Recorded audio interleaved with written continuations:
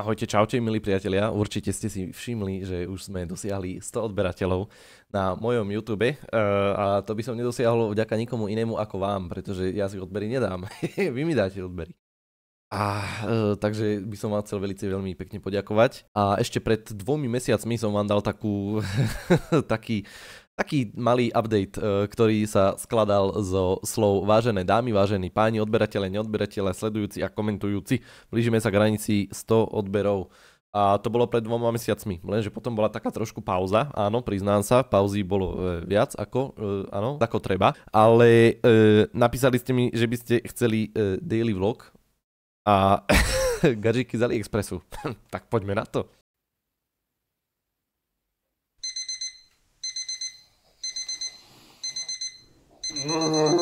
Pičo?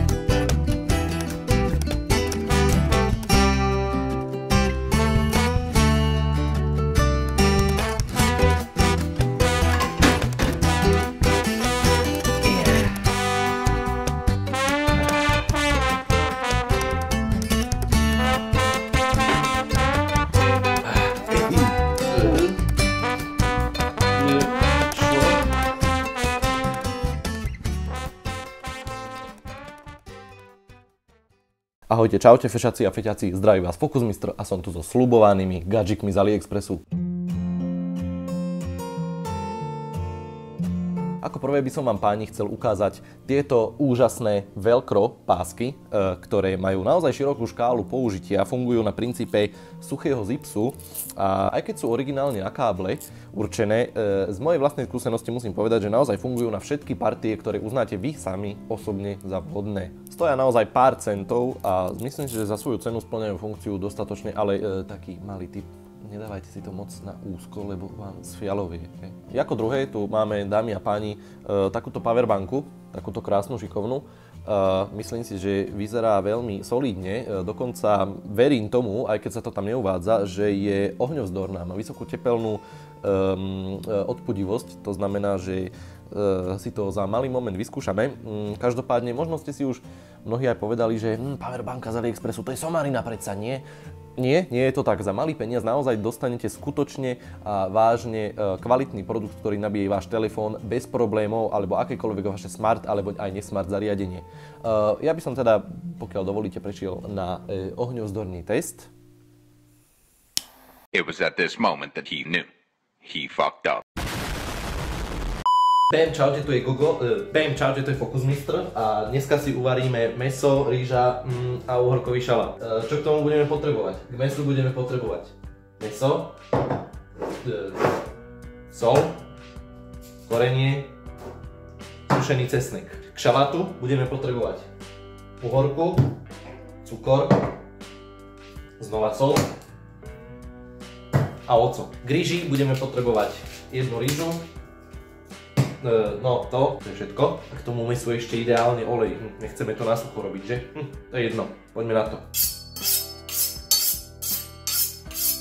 No, ako prvé si spravím uhorečku. Odkrojím si jeden koniec, druhý koniec. Uhárku ošípem. Celujú o toto, áno. A celujú nakrájam na veľmi jemnučké pásiky. Asi plus minus zhruba takéto nejaké. No, ideálne ešte tenšie. Následne si to presunieme do nejakej väčšej misy. A na takúto jednu veľkú uhorku použijem cca 2 lyžice cukru. No dobre, 1,5, 2 lyžice octu a dosolím tak plus minus do doka. Asi tak 3 špetky. Následne to zamiešam, lyžičkou nie, zoberiem to rukou. Nech sa ten cukor dostane všade. Budete prekvapení, keď vám ukážem, koľko šťavy vypustí. No, ďalšia na rade je rýža. Hej. Ja mám rýžovar, takže presný návod, ako uvariť rýžu vám nedám, ale dám vám presný návod, ako uvariť rýžu v rýžovare. Zapnem a dám variť. Dám vám kulinársky tip. Keď položíte servítok a pokvapkáte ho vodou, tak vám bude perfektne držať krajaciu dosku. Fakt stačí aj taký maličký. Čím väčší, lepší, ale rozdelím si masíčko na poli. No, jeden je trošku nevyrovnaný, takže aby sa mi to spravilo stejne, tak ja z neho trošku ufiknem a toto zjem. What the fuck? Sol, sušený cesnak a čierny poper. Postupne si regulujte teplotu, aby to tak nepreskalo.